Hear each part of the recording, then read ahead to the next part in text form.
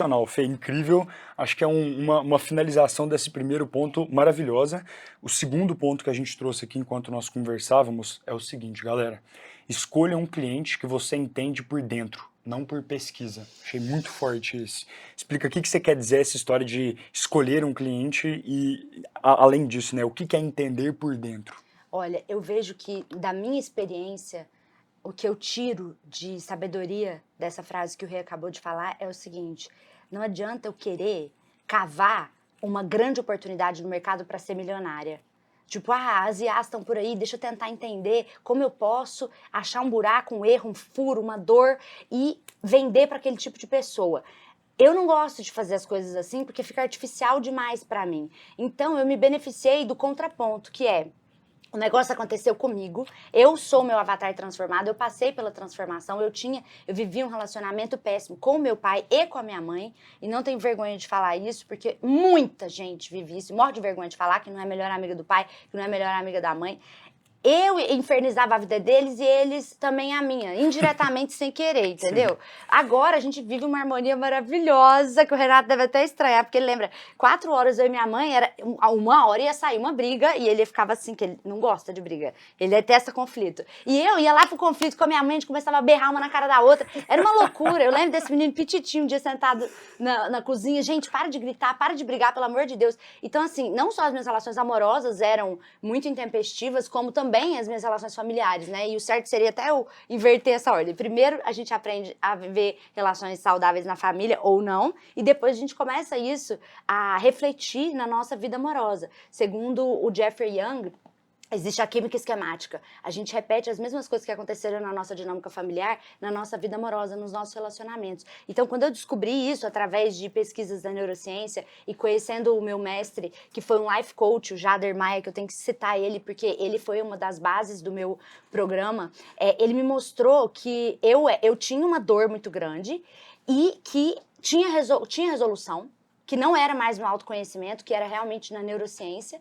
E quando eu descobri isso, eu percebi que existiam outras mulheres iguais a mim que viviam a mesma situação, que já tinham tentado investir em todo tipo de autoconhecimento para resolver essas frustrações amorosas, para conseguir sair de relacionamento tóxico, e aí elas saíam de um, entravam em outro, e não eram felizes no amor, nunca se sentiam nem seguras nem amadas no relacionamento. Então eu tive a coragem de dizer: ei, eu sei que tem gente aí passando pela mesma coisa que eu, pode vir, porque eu achei a solução e eu consigo transformar. E o jeito que eu falo com essa mulher é como se eu estivesse na casa dela, é como se eu estivesse dentro da cabeça dela, porque é alguma coisa que eu atravessei, que eu passei. São as mesmas crenças, são as mesmas armadilhas, são as mesmas sensações, as mesmas situações em aplicativo, nos finais de semana, no vazio dos domingos, final de tarde. Então, quando eu consigo falar da minha experiência, eu consigo trazer essa mulher mais perto de mim e criar uma autoridade através da confiança, porque ela sabe que eu já passei pelo que ela passou, que eu sei onde que onde eu tô agora, que é no objetivo final, onde ela gostaria de estar e não está ainda. Então ela sabe que eu tenho os caminhos das pedras, porque a gente é igual. Então, se eu conseguir e eu sou parecida com ela, ela também vai conseguir aquele mesmo caminho das pedras. Perfeito. Então, isso agiliza muito. Você começa um negócio falando com pessoas que são parecidas com você, que tem a mesma dor, as mesmas crenças, os mesmos problemas, essa pessoa vai ter naturalmente mais confiança em você, vai sentir autoridade, mesmo que você não tenha a página mais tecnológica, o site mais incrível, ou uma equipe de 10 pessoas, ou então tenha saído no Jornal Nacional, no É de Casa, seja lá onde. Então você não precisa vender livro, ir no Big Brother, fazer programa de TV para conseguir vender para essas pessoas, porque elas acreditam em você, olhando para você e sentindo a verdade na sua fala, né? E existe também um outro tipo de público que eu acredito que funciona muito em paralelo, que é quando você é fascinado por um tipo de pessoa, um grupo específico. Eu dei até um exemplo para o Rei mais cedo. Se eu quero fabricar um produto específico para esporte de aventura e eu sou fascinada por quem tenta escalar o Everest, eu vou querer, no fundo do meu âmago, conhecer cada vez mais pessoas que escalam o Everest, porque isso é uma coisa natural minha. Eu quero encontrar essas pessoas, eu quero saber o que elas sentem, eu quero saber o que motiva elas. Então é uma paixão interna que vai me fazer dormir e acordar pensando naquilo sem sentir que eu tô trabalhando. Então, ou eu tenho que vir de dentro de mim com aquela dor, ou então eu tenho que ser fascinada no assunto, que eu sou hiperfocadíssima e que aquilo me dá prazer. Eu sinto que esses dois caminhos são muito mais fáceis para você conseguir ser bem-sucedido no seu novo negócio mais rapidamente. Legal. Fê, só para ver se eu consegui entender então, achei muito interessante. Você trouxe pra gente aí a possibilidade de que você já viu dois caminhos funcionarem. O primeiro deles é você tentar resolver uma dor que você sente e encontrar pessoas que estão dispostas, por exemplo, a pagar para a resolução dessa dor. E o segundo caminho é você entender e ter fascínio, por exemplo, por algum outro tipo de pessoa que não necessariamente é você, que não necessariamente sente a dor que você sente, mas que você tem disposição, vontade, cara, tesão em realmente ir atrás e estudar detalhe por detalhe daquela vida daquela pessoa e da dor dela para construir uma solução para ela. É isso, mais ou menos? Exatamente. E no seu caso, quando você mencionou que você tinha a dor, né? Pelo que eu entendi, a primeira situação é a sua.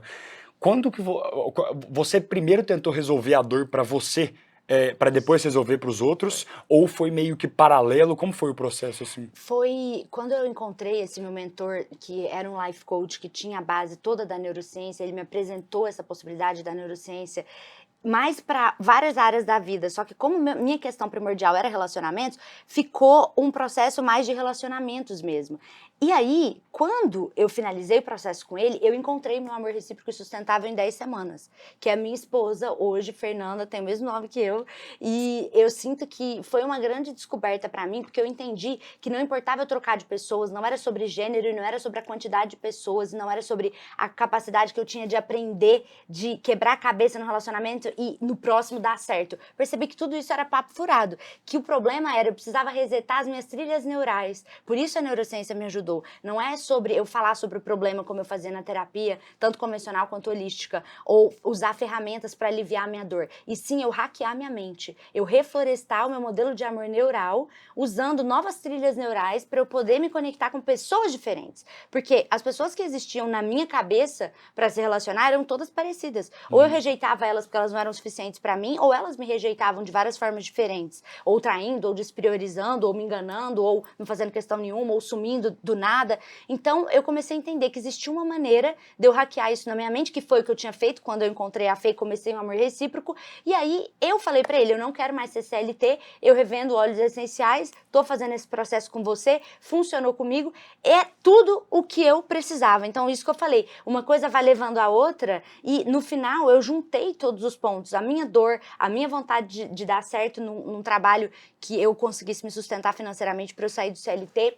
Perfeito. E aí eu comecei a perceber que do mesmo jeito que eu tinha resolvido a dor, eu conseguiria ajudar outras mulheres. E ele me tornou a pupila dele, ele me passou toda a metodologia, aposentou, ele já tinha 35 anos de atuação com essa metodologia, ele me passou toda a espinha dorsal e eu peguei os meus estudos anteriores, os meus cursos, formações, quando eu estava tentando me curar sozinha, juntei com tudo que ele me passou, ele me supervisionou por 2 anos e aí eu continuei sozinha. E aí ajudo mulheres realmente solteiras que já investiram mais de 20 mil em autoconhecimento a conhecerem o par ideal para viverem um amor recíproco e sustentável. E elas ficam prontas para conhecer essa pessoa ideal em 10 semanas, o que é muito diferente de o que elas já viveram antes, que muitas delas são psicólogas, maioria, 80% das minhas pupilas.